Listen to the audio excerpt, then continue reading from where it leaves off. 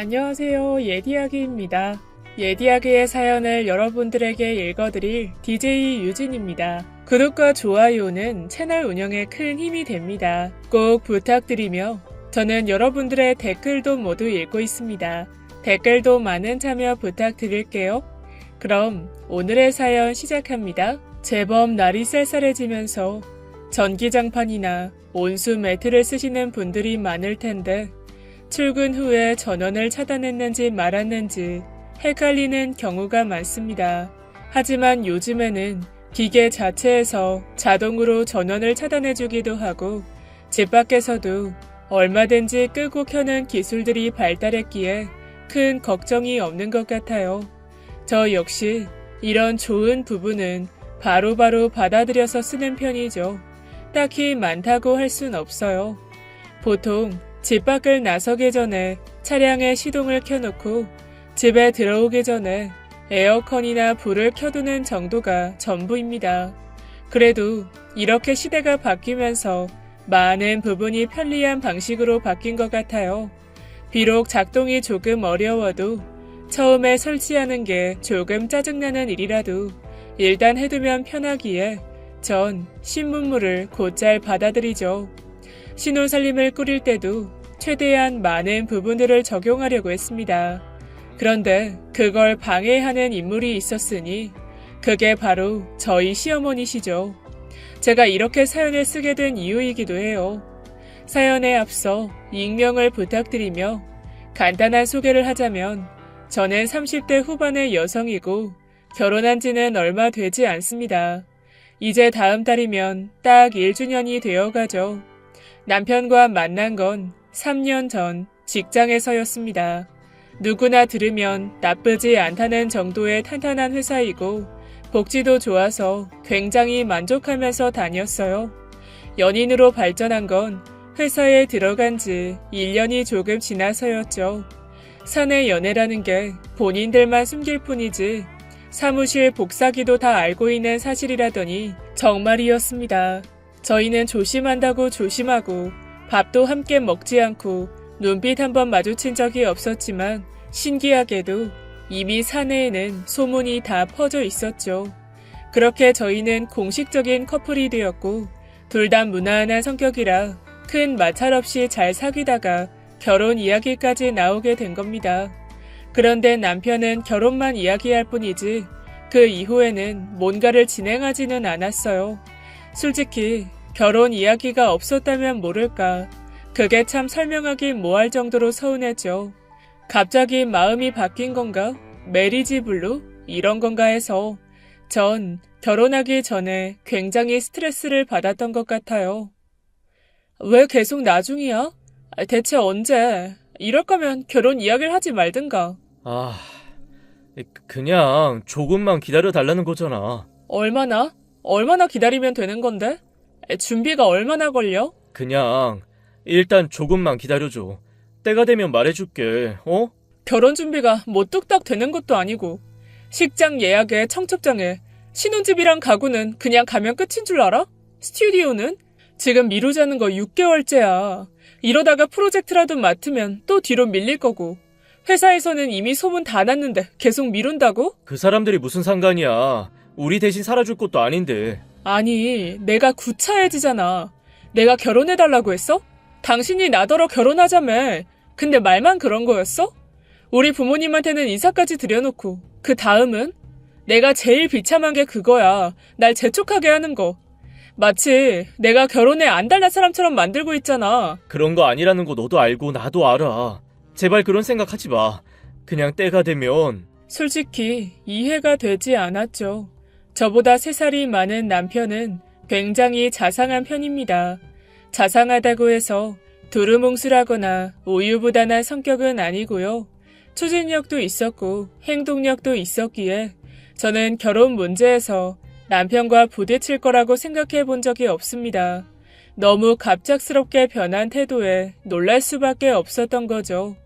저희 부모님은 이미 결혼 이야기가 나오기 전부터 몇 번이나 식사를 함께 했어요. 그런데 저는 남편의 부모님을 단 한 번도 뵌 적이 없었습니다. 더구나 남편은 부모님 이야기가 나오면 입을 꾹 닫아버리기도 했죠. 그 흔한 우리 엄마는 이랬는데 저랬는데 라는 말도 하지 않더군요. 저도 이제 머리가 컸고 다른 사람들의 가족관계가 모두 평범하지 않다는 것쯤은 인지하고 있습니다. 그래서 혹시 사이가 좋지 않은지도 물었고 부모님이 많이 힘들게 하는 거냐고도 물었어요. 형편이 많이 좋지 않은지도 조심스레 물었고요. 하지만 이 질문에 대해서는 부정했죠. 그렇기 때문에 전 당연히 불안함을 느끼게 된 겁니다.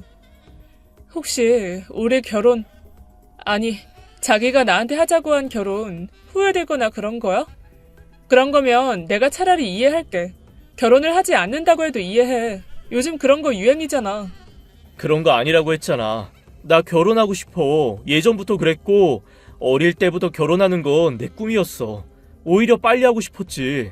그 사람이 제 양손을 잡고는 따뜻하게 눈을 마주치더군요. 제발 그런 거 아니니까 오해하지 말아줘. 나한테도 다 사정이 있는 거니까. 어? 저는 제 손을 빼내고 차가운 눈빛으로 대꾸했죠. 날 오해하지 않게 하려면 진실을 말해줘. 대체 이렇게까지 하는 이유가 뭔지. 그래야 나도 이해하고 참을 거 아니야.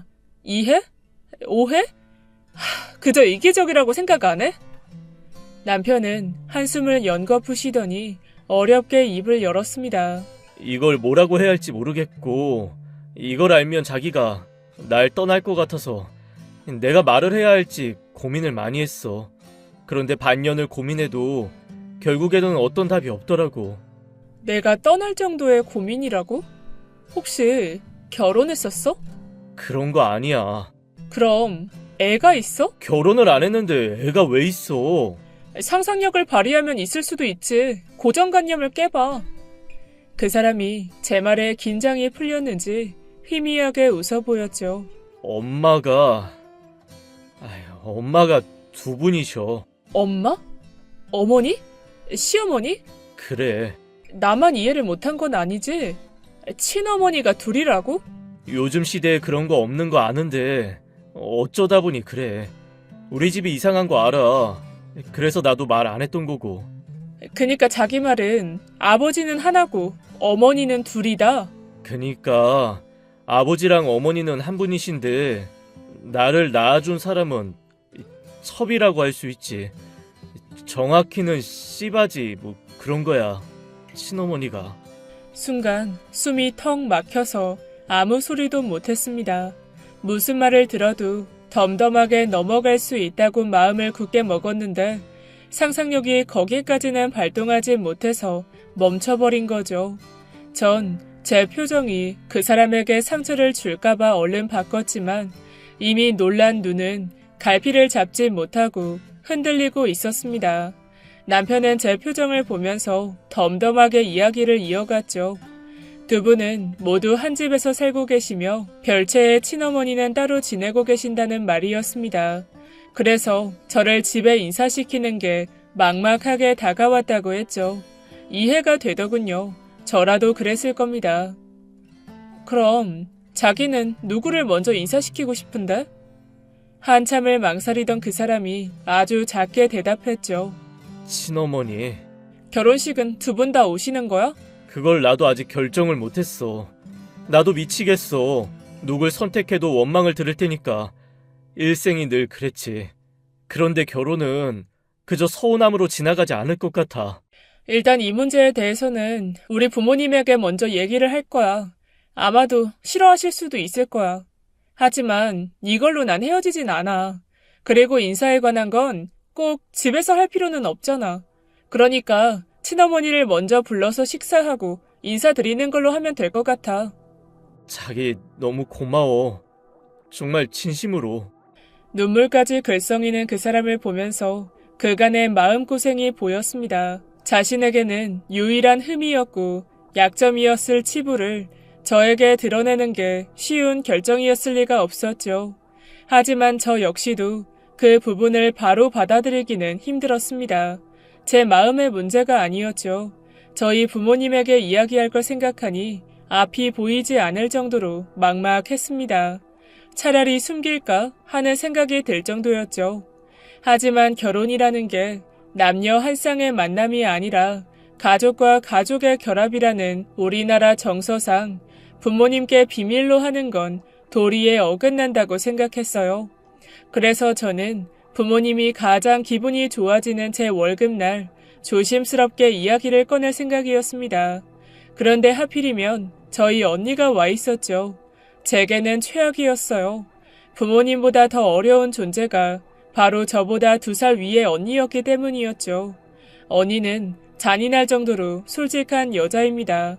그 이야기를 하려면 좀 더 거슬러 올라가 한 패션 회사에서 다니다가 잘리게 되었다는 이야기부터 해야겠네요. 언니는 자신이 다니고 있던 회사를 굉장히 몹시 끔찍하게 싫어했습니다. 단순히 편집을 하는 일을 할 뿐이었는데 강요하는 게 많았기 때문이었어요. 패션 회사다운 복장을 강요한 거죠. 흰색 티에 흰색 운동화, 검은 티에 검은 양말 수준의 보통의 패션 센스를 가진 언니는 이에 반발심을 가지고 있었지만 돈 때문에 성격을 최대한 누르고 있었다고 해요. 가슴 안쪽에는 늘 사직서를 품고 다녔지만 돌아오는 월급을 생각하며 이를 악물고 다닌 거죠. 하지만 결국 언니의 상사는 언니의 패션을 가지고 지적하고 말았습니다. 좀 더 새롭게 새로운 모습으로 출근할 수는 없는 걸까? 하곤 말이죠. 하지만 언니는 다음 날도 똑같은 복장으로 출근하고는 당신이 준 스트레스 때문에 1kg이나 빠졌다고 새로운 모습이라고 말했다고 합니다. 그리고 한날은 이런 일도 있었죠. 입맛이 없어요? 더 먹어도 되는데 빼지 말고. 아니요. 배가 불러서 더 못 먹을 것 같아요. 설마 내숭 떠는 건가? 신입한테 잘 보이려고? 아니요. 정말 배가 불러서요. 내 눈을 똑바로 보고 진심을 담아서 말하라니까. 진짜 배가 불러서요. 몇 번을 말해야 알아쳐먹니, 이 미친년아. 지금 뭐라고 했어? 진심을 담으라길래 한번 잘 담아봤어요. 그렇게 언니가 잘리게 된 거였어요. 그래서 부모님은 동생인 저보다 언니를 걱정하셨어요. 당연히 시집을 가지 못할 거라고 예상했고 어디 가서 사고나 안 치면 감사하다고 기대를 내려놓으셨죠. 그런 언니가 3년 전에 결혼한다고 했을 때 사위의 손을 잡고 고맙다고 눈물까지 보였을 정도였습니다. 조건 없고 능력 없어도 된다고 파격적으로 허락하셨죠. 막상 이런 입장이 되니 저도 사고를 좀 치고 살 걸 하는 약간의 후회가 들더군요. 어쨌든 그런 언니가 와 있어서 절망했지만 매도 한 번에 맞는 게 좋다니 눈을 딱 감고 말했습니다. 엄마, 얘 뭐라고 하는 거야? 오늘 만우절이야? 넌 가만히 해. 시끄러워. 어머니는 눈을 깜빡거리며 저를 보셨죠. 그게 무슨 말이야? 시어머니가 둘이라고? 친모는 따로 있고 키워주신 분도 따로 있다. 와, 내가 살다 마트에서 1+1 행사는 미치지. 근데 만두도 아니고 우유도 아니고 시어머니가 1+1? 그건 그냥 미친 거지. 너 미쳤어? 시어머니가 둘이라고? 언니의 말에 어머니와 아버지는 낮게 숨을 쉬셨습니다. 그래. 그 두 분이 따로 사시는 거, 뭐 그런 거지. 같은 집에서 사셔. 별채. 맙소사. 이런? 설명을 좀 해봐라. 난 무슨 말인지 못 알아듣겠다. 뭐 입양 그런 거라도 했냐? 그게 아니면 설마 첩? 입양은 아니고 그게 애만 낳아주는 그런 건가 봐. 차마 시바지라는 말이 나오지 않아서 돌려 말했죠. 그 전설의 고향에서 나오는 시바지? 미친, 무슨 조선시대야?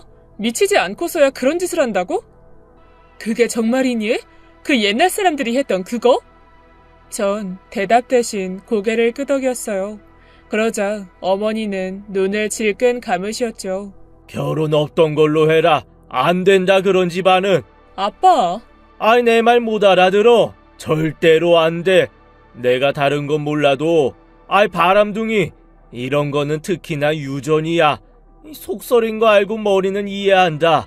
하지만 시대가 어느 때인데 애를 못 낳는다고 다른 여자를 들여? 그게 고스란히 누구한테 갈 것 같아?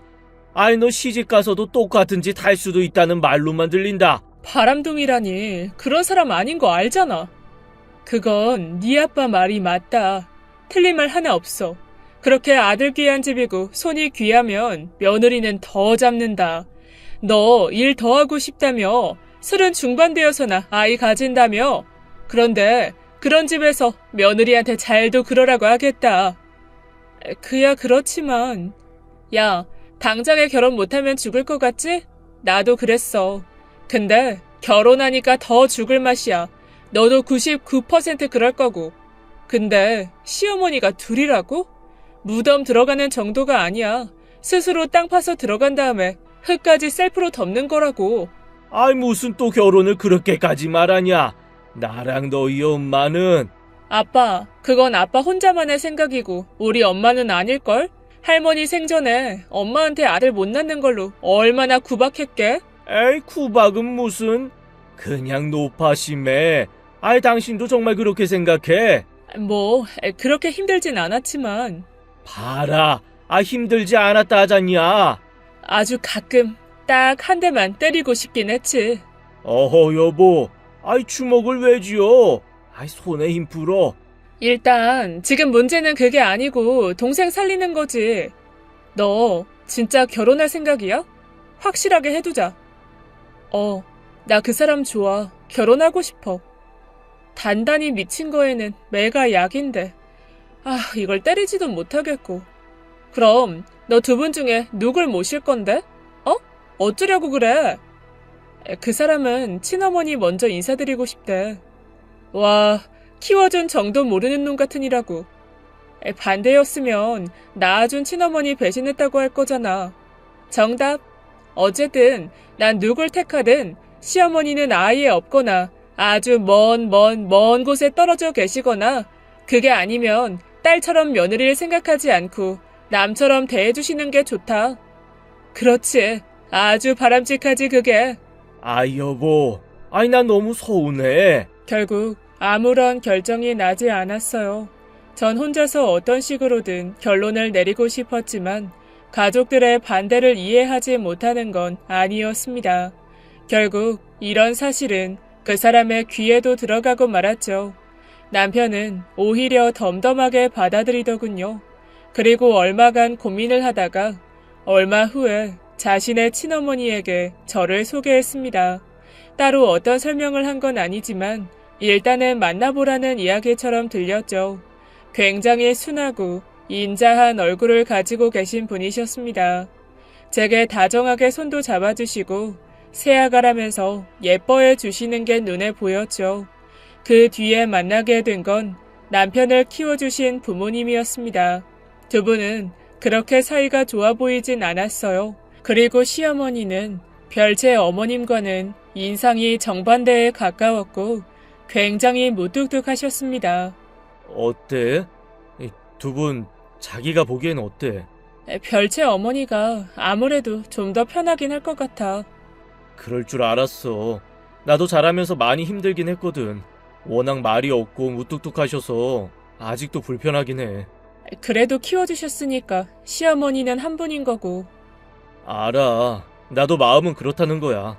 자기도 그 정도면 됐고. 마음이랑 머리랑 따로? 나도 그러니까 자기도 그러면 좋다는 거지. 실제로 가장 걱정이 되는 건 그 사람의 마음이었죠. 아무래도 자신을 낳아준 어머니 쪽으로 묘하게 감정이 치우쳐 있었습니다.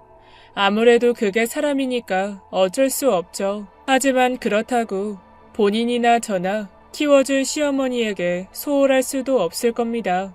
오히려 애매한 위치인 저는 결국 그걸로 입장이 더 곤란해질 수밖에 없는 거죠.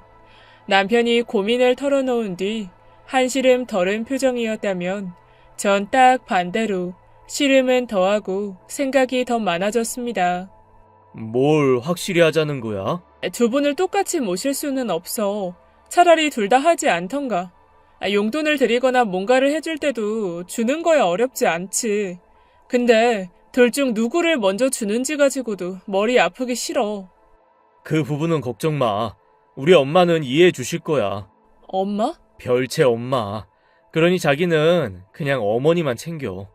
지금 생각하면 굉장히 무책임한 말이었는데 그때는 그래, 잘 조율하면 되겠지 하고 안일하게 생각해버리고 말았죠.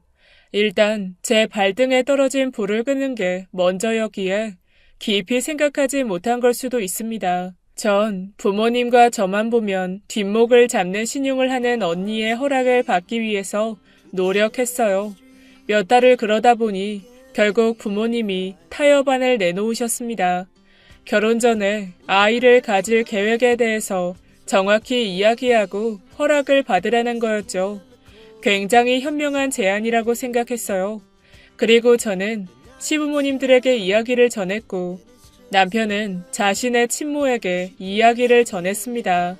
그리고 허락을 받아냈죠. 의외로 흔쾌히 알겠다고 하셔서 맥이 풀리는 느낌이었어요. 설득할 수 있는 이야기를 엄청나게 생각하고 간 탓에 오히려 머리가 멍했습니다. 그렇게 저희 둘의 결혼은 진행이 되기 시작했어요. 상견례에는 남편의 친모를 제외하고 자리를 가졌습니다. 왜 자꾸 뚱한 얼굴이야? 서운해서 그래? 엄마가 괜찮다고는 했는데 조금 신경 쓰이긴 해서. 이해해 주셔서 정말 감사하다고 전해줘. 그럴게. 그니까 표정 풀어, 어? 이게 어쩌면 불행의 시작이었을지도 모르겠네요. 하지만 당시에는 별다른 의심 없이 그렇게 결혼 준비를 시작하게 되었죠. 감염병으로 인해서 결혼식은 좀 뒤로 미루게 되었고 신혼집을 먼저 준비하는 것으로 합의를 봤습니다. 신혼여행으로 유럽을 계획하고 있었던 저희 둘의 의견이 맞았던 거였어요. 집은 원래 계획으로는 정확히 반반씩 해서 매매로 들어가려고 했었습니다. 그러나 당시의 서울 경기의 집값이 폭등하면서 지방에도 영향을 줬어요. 거품이 빠질 걸 기다리는 게 좋겠다 싶어 어쩔 수 없이 전세로 들어가게 되었습니다. 신혼여행으로 인한 결혼식이 밀리고 신혼집 장만 역시 계획대로 진행되지 않아서 신경이 몹시 날카로워졌던 것도 사실이었죠. 그런데 여기에 기름을 부은 게 바로 남편의 어머니였습니다. 둘 중에 누구냐고요?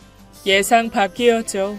바로 인자하고 자상하기 그지없던 남편의 친어머니 말입니다. 짐이 얼마나 된다고 사람이 이렇게 남았니? 어머님, 저나 남편이나 둘 다 일을 하니까 시간도 없고요. 또 요즘은 포장 이사가 기본인데 여긴 짐도 직접 정리해줘요. 정말 편리해졌죠. 저도 처음 해보는 건데 진짜 꼼꼼한 것 같아요. 돈 주면 다 꼼꼼하게 하는 거야. 다 하지? 나라도 하겠다. 순간 식은땀이 삐죽 났죠. 별채 어머니는 입은 웃고 있었지만 눈은 차가웠어요. 무슨 가전제품이 이렇게나 많아? 이건 뭐니? 이건 음식물 쓰레기 건조기요. 가루로 만들어주고 냄새도 나지 않고요. 아휴, 이거 비싸지? 혼수도 반반 해온 거니? 네. 저희 반반 했죠. 근데 이건 제가 혼자 살 때 쓰던 거 가지고 온 거예요. 그건 돈 아니니?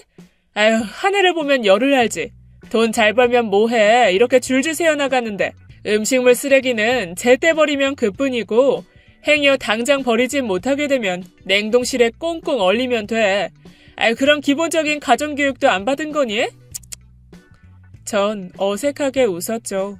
신혼집으로 자꾸만 새 가구들이 들어오는데 몸이 경직될 지경이었어요. 그때 정작 필요한 남편은 짐을 함께 나른다고 자리에 없었습니다.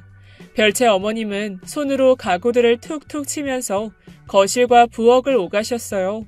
AI 스피커를 보고는 눈살을 찌푸리셨죠. 이건 또 뭐니?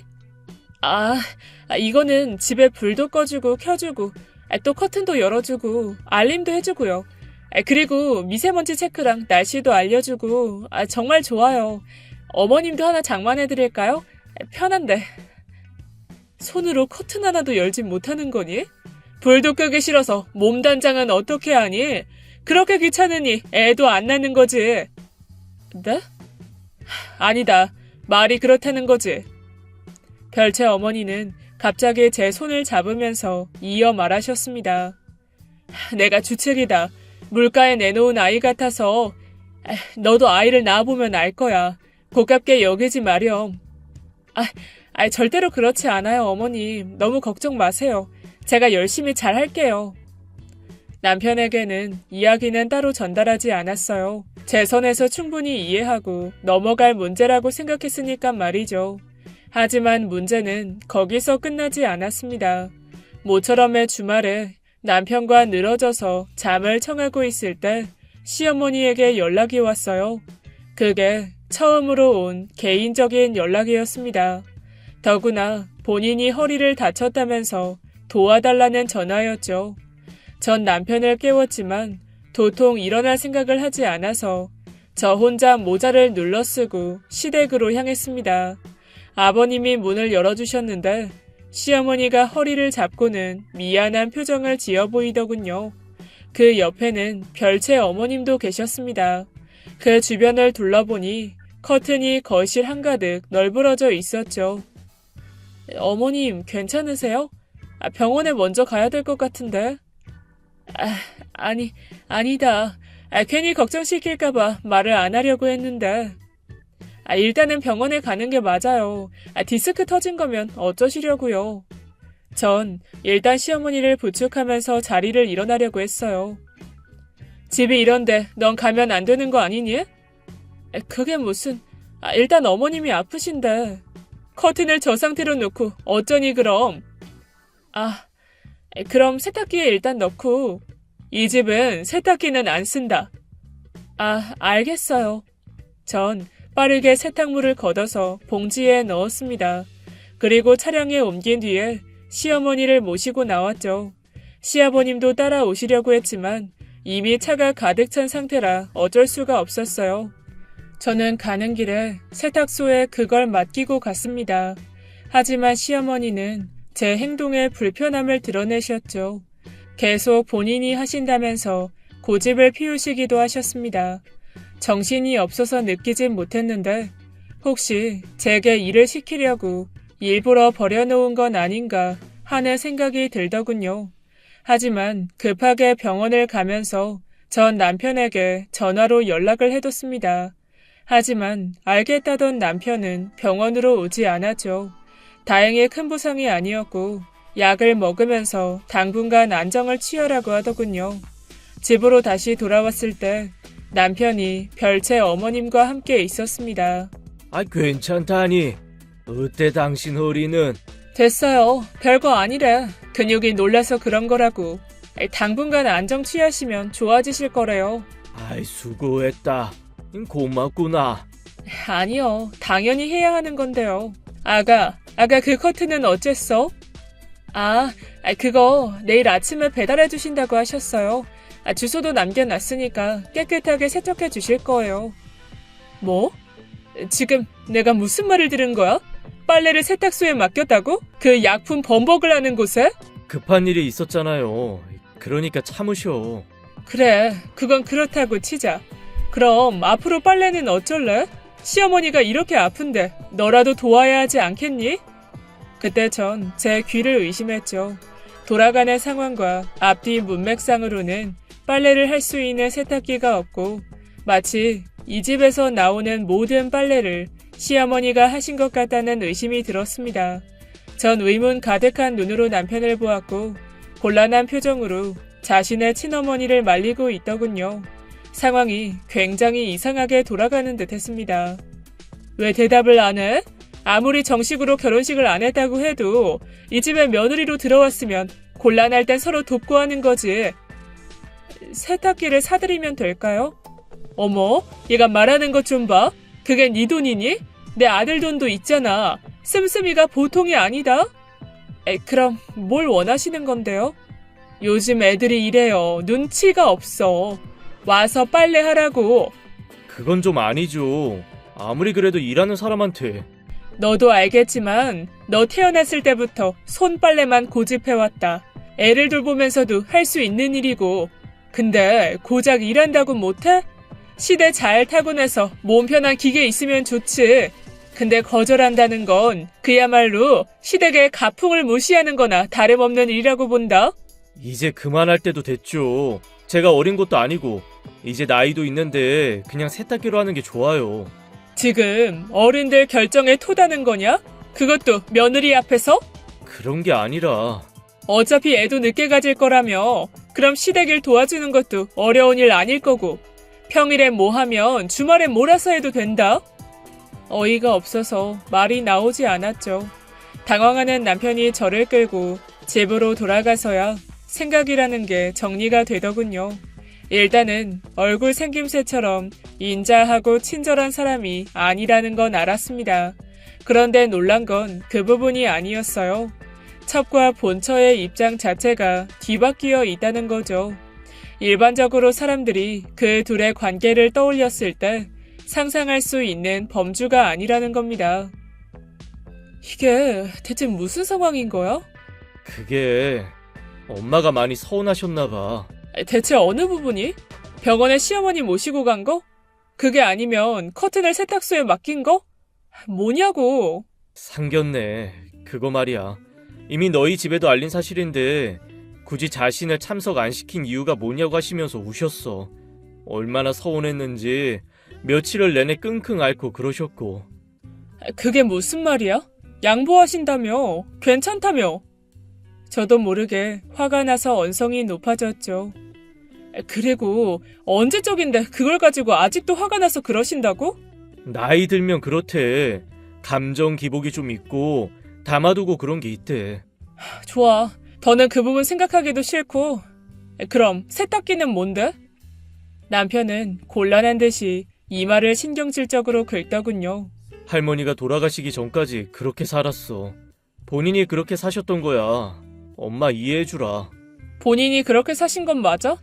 내가 보기엔 별채 어머님은 손빨래 안 하시는 것 같은데? 그게... 맞구나. 그럼 시어머니께서 다 하신 거니? 남편이 머뭇거렸죠. 말해, 그런 거냐고. 그때 할머니가 그렇게 하라고 해서 엄마도 하긴 했고. 참, 기가 막힌다. 넌 나이가 몇 살인데 그걸 그냥 두고 봐?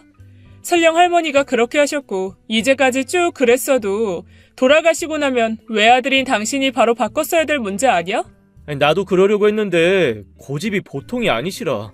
누구? 당신 친엄마? 시어머니 이야기는 들어보긴 했니? 왜 말을 그렇게 해? 두 분 다 내 어머니시고 나는... 자기도 사람이니까 나도 이해는 해. 팔이 안으로 굽겠지. 근데 그래도 네가 봐도 아닌 건 바로 잡아야지. 한 명이 싫다고 해서 그냥 내버려뒀다? 그게 핑계니? 실제로 빨래를 하는 사람 말을 들어야 정상 아니야? 지금 우리 엄마가 비정상이라는 거야? 아니, 너. 네가 제일 비정상이야. 결국 저희의 첫 부부싸움이 그거였습니다.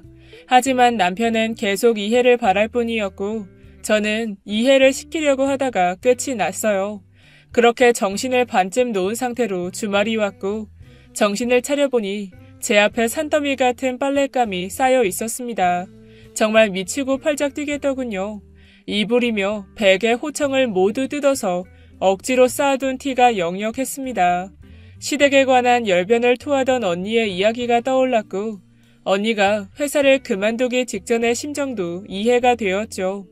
욕조에다가 빨래를 쑤셔넣고 분노에 발길질을 하고 있었을 때 시어머니가 제게 보리차를 한 잔 내어주셨습니다.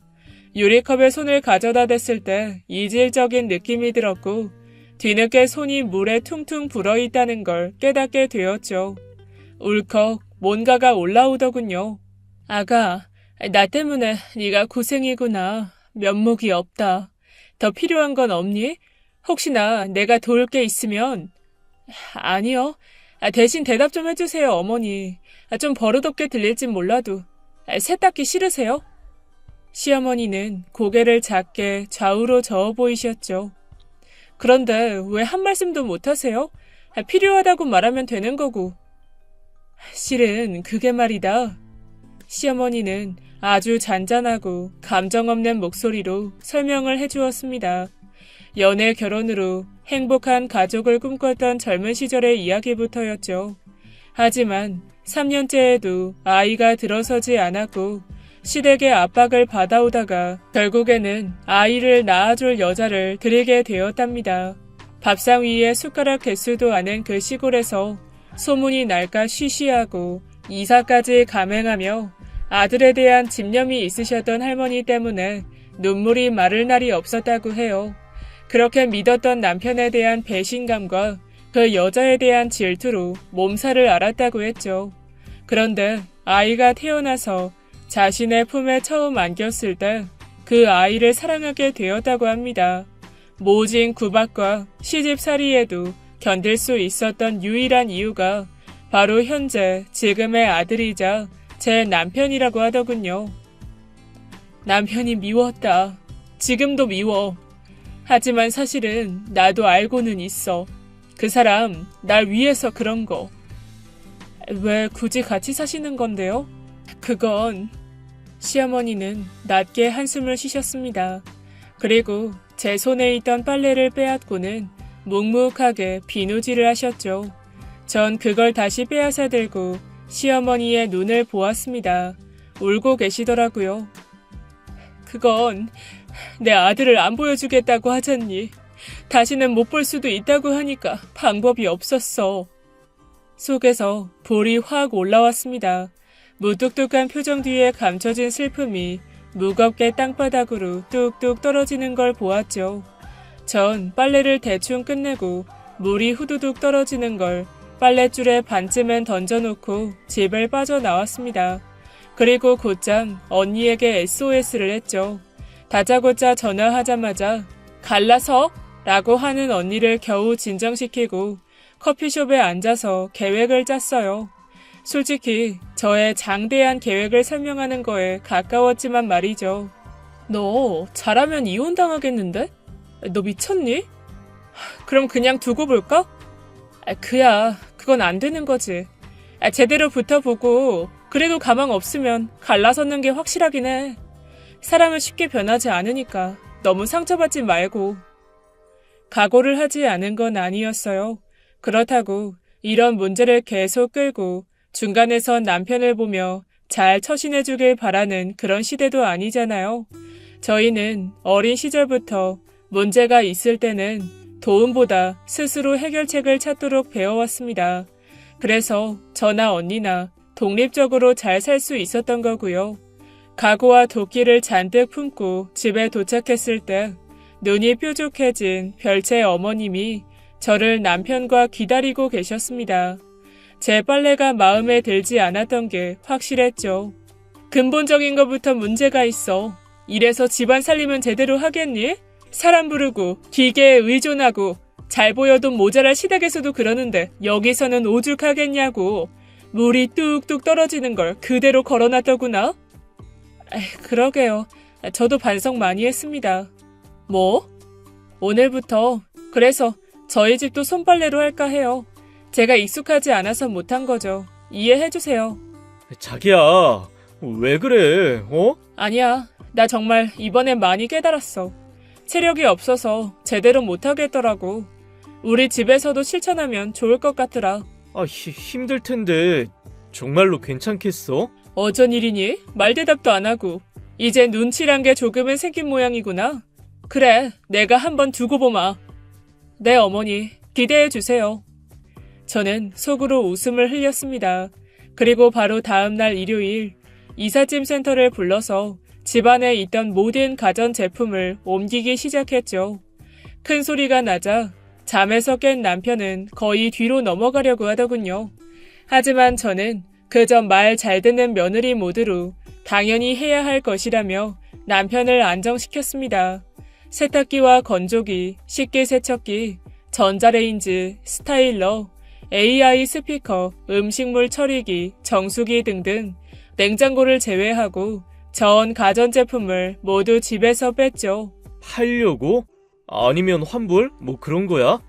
나랑 상의는 했어야지. 이걸 다 빼면. 당신 어머니가 원한 거잖아. 나도 해보니까 괜찮아. 그리고 이 물건들은 갈 곳이 따로 있어. 걱정하지 마. 어딘데? 아니, 대체 어디로 가져가는 건데? 어디로? 바로 시댁으로 갔습니다. 이른 오전 시간대에 모든 짐들이 시댁으로 들어갔죠. 다행히 별채 어머님은 보이지 않았고 시부모님 두 분만 거실 한가운데서 입을 딱 벌리고 계셨습니다. 하지만 저는 그런 거 하나 아랑곳하지 않고 작동법을 3번, 4번 가르쳐 드렸죠.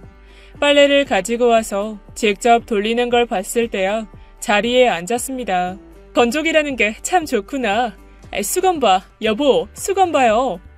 시어머니의 얼굴에 꽃이 피었더군요. 수건 하나를 연신 얼굴에 문질러 보셨죠. 어허, 이건 꼭 새거 같네. 매번 뻣뻣한 걸 썼는데. 근데 이게 다 뭐니? 돈 많이 들은 거 아니야? 괜찮아요. 저희는 이제 안 쓸 거라서. 뭐? 그럼 이게 혼수라는 거니? 아이고, 이건 안 된다. 그게 무슨 소리야? 혼수라니? 그때 뒤에서 날카로운 목소리가 들렸습니다. 혼수를 여기, 어머! 이걸 맞네! 이걸 왜 여길 가져와? 이걸 버릴 순 없잖아요. 그래서 처음에는 고민을 했죠. 별채 어머님을 드릴까? 아니면 시어머니를 드릴까? 근데 어머니는 이런 거 절대로 싫어하시잖아요. 그래서 전 어깨를 으쓱했죠. 얘가? 그대 내가 한 말을 뭐로 듣고? 제가 여쭤봤는데요. 세탁이 괜찮다고 하시더라고요. 그리고 허리도 아프신데 조금 찝찝해도 참으신대요. 또 가풍보다 건강이 우선인 게 맞는 것 같긴 해서. 별채 어머님은 물속에 잠긴 사람처럼 거칠게 호흡하면서도 아무 말도 못하시더군요. 시어머니가 걱정스러운 눈으로 저를 보셨지만 저는 고개를 살짝 저어 보였습니다. 걱정하지 말라는 눈빛을 담아서 말이죠. 그리고 때마침 제가 준비한 비장의 카드가 집 앞에 도착했습니다. 이게 뭐야? 이거 어느 쪽에 설치해 드릴까요? 시간 잘 맞게 오셨네요. 네, 여기 거실에 자리 잘 잡아주세요. 아가, 이게 대체 안마의자랑 건식 사우나 의자요. 이게 이게 너무 비쌀 것 같은데? 어머, 비싸죠. 그러니까 매일 거르지 말고 쓰셔야 돼요. 며느님이세요? 아이고, 어머님 좋으시겠어요. 이거 굉장히 좋은 제품이에요. 설치 끝나면 제가 작동법 가르쳐 드릴게요. 통장이 조금 위험하긴 했지만 속은 시원했죠. 특히 시어머니가 좋아하는 모습을 보는 별채 어머님의 경악스러운 표정에 마음이 살살 녹는 기분이 들었습니다. 물론 복수는 거기서 끝난 게 아니었죠. 다음은 눈치 없고 줏대 없는 남편 차례였습니다. 이제 늘어지게 쉴 주말이 없다는 걸 철저하게 보여줬죠. 빨래를 하고 직접 생수를 사서 나르게 하고 셔츠도 직접 다리게 했습니다. 하루 종일 해도 끝나지 않는 집안일에 14일 만에 2손을 들더군요. 나 이거 더는 못하겠어. 진짜 미친 거야. 어머니가 원하는데 힘없는 며느리는 어쩔 수 없지. 우리가 희생하면 대신 시어머니가 편하신 거잖아. 당신이 이렇게 안 했으면 나이 드신 분들이 얼마나 힘들겠어. 그냥 사자. 몰래라도 그냥 사면 그만이지. 난 못해. 별채 어머님이 두고 보신다고 얘기하셨잖아. 그럼 내가 알아서 할게. 계획대로 남편과 별채 어머님은 말다툼을 했고 얼마 지나지 않아 저희 집으로 쫓아오셨습니다. 감히 자신의 아들에게 빨래를 시킨 거냐면서 목에 핏대를 세우고 소리를 지르셨죠. 그러게 내가 그냥 하자고 했잖아. 결국에는 혼나는 사람은 나니까. 그걸 지금 네 하늘 같은 서방한테 하는 소리니? 애초에 이러려고 손빨래니 뭐니 한 거니? 아니요. 남편이 이제 결혼해서 그 집에 없는데 그 집에서 손빨래를 하는 게 아니라 당연히 저희 집에서 하는 게 옳다고 생각한 것뿐이에요. 따박따박 말대꾸하고 어른을 놀리려고 해. 별채 어머님은 미간을 좁히면서 남편의 옷깃을 잡았습니다. 너 이혼 당장 하고 저 집에도 가지 말거라. 그게 무슨 소린데요? 저 집이라니. 부모님 말씀하시는 건가요? 그래, 내가 참고 또 참았어. 더 이상은 못 봐주겠다. 저것이랑 그 집이랑 작당을 하고 나를 바보로 만들고 내 앞에서 감히 안마를 하고 편하게 쉬고 자빠졌어? 그래, 좋아. 아쉬울 건 나도 없다 이거야. 나도 아들 가진 유세 좀 떨어보자. 알겠지, 아들? 그 말 진심이세요? 그럼 내가 이제까지 왜 봐주고 있었는데? 씨바지라고 무시당하고 남편 가진 유세 떠는 꼴을. 그 집도 이제 출입 금지고 나 별채에서 나올란다. 너도 얼른 저거 치워버리고 애미랑 같이 살자, 어? 엄마, 화가 났어도 그건 아니죠. 날 키워주셨는데. 지금 엄마 말에 거역한다는 거니? 엄마, 제발 그만 좀 해요. 넌 엄마가 가엾지도 않아? 어? 엄마 가엾지. 왜 안 그렇겠어요? 근데 이혼은 아니잖아. 아무리 화가 나고 서운해도 그건 좀 아니지 않아? 내가 왜 엄마를 더 챙겼는데 아버지가 어머니를 챙기니까 그래서 내가 좀 더 엄마를 신경 쓰려고 한 거야. 두 분 사이가 안 좋아도 그래도 기대고 살 사람이 있으니까. 그런데 인연을 끊으라고? 솔직히 더 불쌍한 건 어머니야. 시집살이하고 구박당하고 막상 며칠 손빨래 해보니까 알겠더라. 할머니 돌아가셔서 겨우 시집살이 벗어나신 불쌍한 분한테 왜 엄마가 시집살이를 또 시켜? 이제 좀 그만 좀 할 수 없어? 남편은 굉장히 단호했어요. 전혀 예상하지 못한 아들의 반발에 별채 어머님은 소리만 질러댈 뿐이었습니다. 이내 서럽게 울기도 하고 저를 걸고 넘어지기도 해봤지만 남편은 오히려 점점 차가워질 뿐이었죠. 그렇게 별채 어머님이 힘없이 걸음을 옮기신 뒤 전 그간 시댁에서 들었던 이야기를 차분하게 얘기해 주었습니다. 이내 별채 어머님의 아나무인격인 부분의 원인이 자신이라는 걸 깨달은 남편은 조금 많이 힘들어했어요. 어머니한테 연락드려서, 아니, 따로 만나서 절대 그런 일 없다고 말씀드리는 게 좋겠네. 난 그것도 모르고 바보같이 행동했어. 그런데 당신 왜 나랑 상의하지 않고 그런 거야? 그건 미안해. 내가 성급하게 자기를 판단했어. 그리고 원래 가족 문제에 나서면 피곤한 여자 취급받잖아. 솔직히 말해서 난 그러고 싶지 않았거든. 미안해 정말. 딱 이번만이야. 다음부터는 절대로 혼자 그러지 마. 사소하더라도 작은 부분이라도 이야기 털어놓자. 그 일이 있고 벌써 반년이 흘렀습니다. 저희는 생각보다 꽤 괜찮게 지내고 있어요.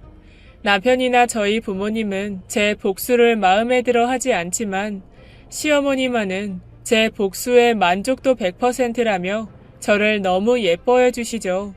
건조기에 수건을 돌릴 때마다 얼굴에 대어보는 습관이 생겼다면서 시간이 흐른 지금까지도 흡족해 하세요.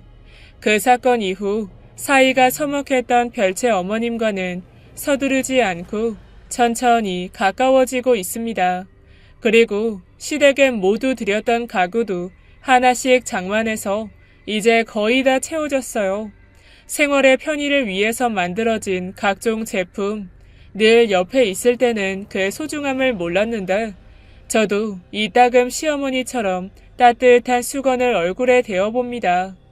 빨래는 세탁기가, 밥은 밥솥이, 집안일을 쉽게 표현할 때 하는 말이죠. 그런데 누가 하냐에 따라서 같은 기계라고 해도 차이가 나는 거 알고 계실 겁니다.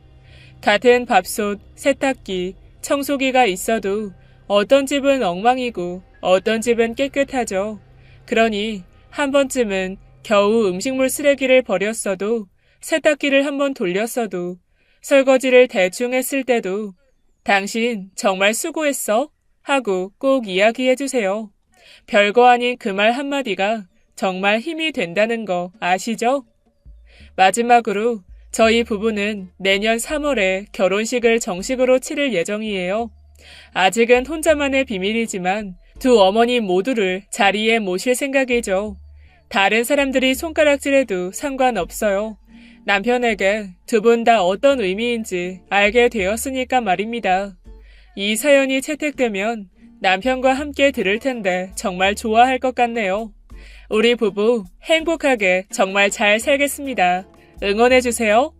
지금까지 예디하기였습니다. 끝까지 함께 해주신 여러분 진심으로 감사드리며 전 내일 이 시간 다시 돌아올게요. 감사합니다.